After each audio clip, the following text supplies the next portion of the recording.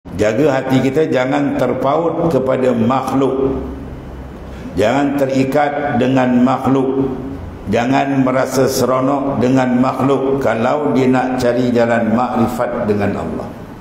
Kalau dia nak kenal Tuhan dengan sebenar kenal, syahbah di Allah Ta'ala dengan pengenalan zauq wijdan, maka ni proses dia. Dia kena cabut segala perkara-perkara yang lain dalam qalbi dia. Sebab dikatakan kama la yuhibbul al-amalul mushtarak la yuhibbul qalbal mushtarak.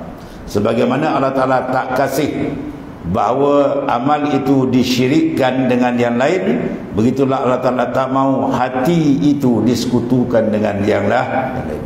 Apa sifat hati? Mahabbah, kasih, al-ishq, rindu, ya, al-iqbal, al-qumsi, al-unsi, sifat-sifat tinggi tu.